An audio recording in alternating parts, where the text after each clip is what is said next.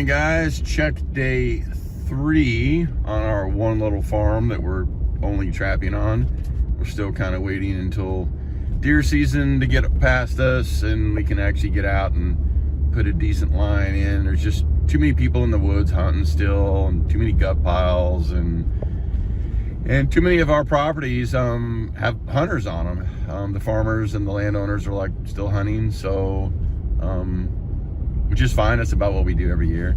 So we're going to check our one little farm. We are going to go to another farm today, who's another person that I know, and they're having a bunch of small calves that are calving about this time of year, and they got a bunch of coyotes running around, and they're worried that, you know, maybe they're going to lose some calves. So we're going to go and set up their little farm. They're not deer hunting or doing anything.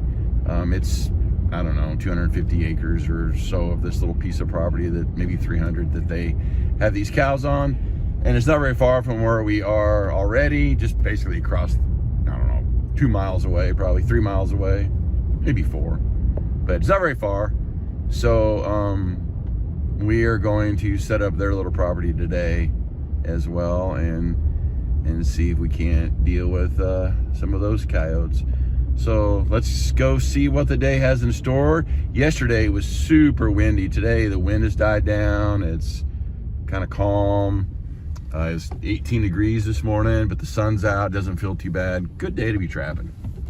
All right, guys, we're back on the back of this property in this corner, where all the critters are going underneath the fence right here. And here's the big field, just to remind you. And there's a little food plot right here, and there's another hole in the fence right there. We have a set right over there too. That set has really not been messed with, I think. Oh, I think maybe a deer got into it or something. But that one is, we've had no action really at that one. This one has been the set that's got all the action right here on this corner. And so there was a coyote here this morning. You can see the big catch circle here.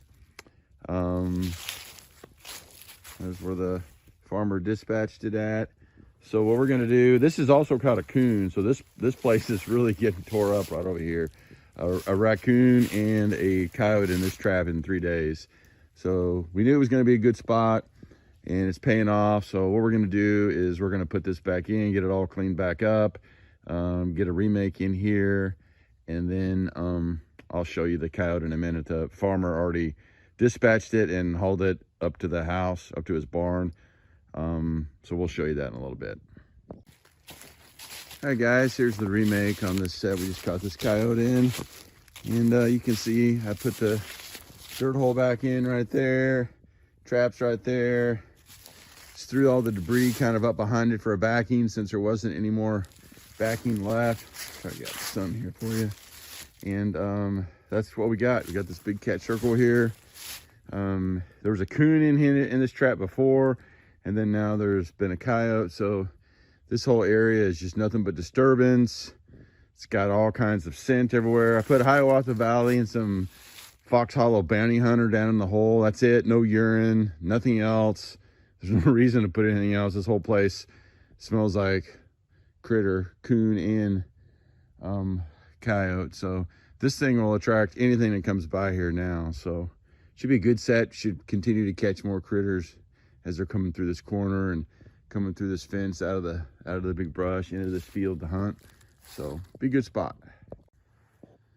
All right, everybody, we're where are we at now? We're on this this little spot where there's a little food plot right here and a buck scrape over here, and there's this tree stand right here and this old walnut tree, and then there's that area that goes down into the forest with a kind of a rough little ATV kind of trail.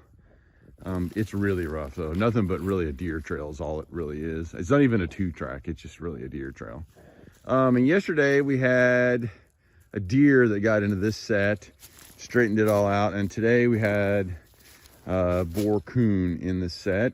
Farmer's already dispatched it for us. It's back up by his barn with that coyote. So this is what it is, just a big old catch circle. You can see our traps right there. And in typical raccoon fashion, made a total mess out of things, but that's okay. We're gonna put all this back together and it's just gonna be that much better. So I'll show you what it looks like when we get the remake going. All right, guys, here's the remake on the set where we just caught this raccoon. Again, he destroyed my backing, so I just threw some of the debris up there behind it, repunched the dirt hole set in, put some gator bait from Predator Control Group and some Violator 7 down in the hole, and just put the trap back out in the front. And that's about it. There's kind of a little, you know, funneling, so to speak, because there's just so much debris that I threw up around the back and along the sides, just to kind of try to have some kind of a backing to force that critter to go around the front. But this should be a really good set now with all this disturbance. You can see, you know, here's all the sod, and now you have all this disturbance here. They're going to come right through this fence right here.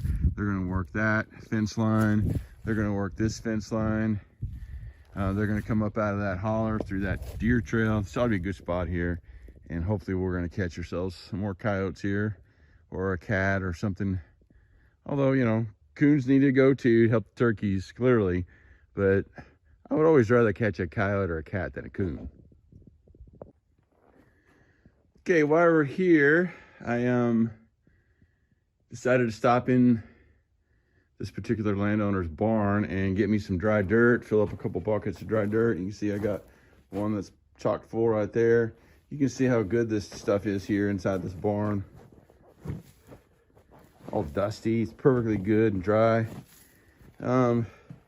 Sometimes it's hard to do traps when the ground is halfway frozen, it's halfway wet, and it's just, you know, you got to put antifreeze all over everything. And while I still do that, I do like to use a lot of dry dirt. I don't need wax dirt near as often, so I can just use dry dirt. Unless there's a bunch of rain coming, this dry dirt's not going to freeze. Even if it was 18 degrees this morning, and not a single trap I had was frozen. Didn't have any problems catching a coyote and a coon. Out of 8 traps out, I caught 2 critters, and nothing is messed up. But it's all dry dirt, and it's not going to freeze if it's not wet. So it's a good way to supplement your wax dirt. And while I have wax dirt and I use it for certain times of the year, the rest of the time I can just use this dry dirt out of these barns, and it's not going to hurt anything. In fact, it just makes things easier. All you got to do is just sift out and fill up a few buckets. It takes 15 minutes, and you fill up a couple buckets and you're good to go. I know some of the questions will be, well, Dan, you're taking this dirt out of a barn and you're putting it in some other place. That doesn't bother anything. These coyotes do not care. No critter cares. I just use the dry dirt, and then I throw a little bit of, or sift a little bit of the dirt that's there on over the top to make it kind of all look the same color. And that's really, I think, just because I like to do that. I'm not sure if that even matters. But I do that anyway, just to kind of have it all kind of look more natural. But that's it. They smell this dry dirt in these barns, and yeah, it smells like cow manure, but they're out there with the cows every day. They're following the cows around when they calf, getting after that afterbirth and everything. It does not bother these coyotes one single bit. It's like trying to convince me that you're going to try to keep these coyotes from smelling you, and that's why you wear gloves and wax your traps and all this other stuff. That's just not accurate information. I don't care what you do. You could set traps in a condom, and the coyotes are still going to smell you. You know, I've showed people this. I've urinated down the dirt hole before and spit loogies down it and still caught coyotes. It's not going to matter what you do at that set. They're still going to know you're there. Other things are far, far more important than your scent. And really, dyeing and waxing traps for me is just a way to keep my traps working properly and keep them from rusting up and keeping them fast and everything. It's not necessarily about scent. It's more about keeping and protecting the traps long term. Okay, maybe it helps a little bit with the scent, but it doesn't matter. You could set traps with gloves, without gloves. You can do whatever you want. The scent's just not going to matter. If you put traps in the right location and you set them up right, you're going to catch coyotes. All right, guys, here's today's catch. One raccoon, not a very big raccoon, just, I mean, he'll be extra large once you stretch him out, but that's all you're gonna get out of him. And one male coyote. At least this one has fur, unlike the one yesterday that was horribly nasty. It's a typical eastern kind of red and dark coyote, but it's decent size and it's got good fur. So that's important. So, and we've, removed these predators from this particular farm, so that raccoon's not going to be messing with turkey eggs and nests this spring, and this coyote is going to have less fawns, less turkeys, less rabbits, less quail, less everything. So it's giving the other animals a chance to do their thing and keeping the predators in check. So good day. We're going to move on now and set some more traps on this other little farm not too far from here.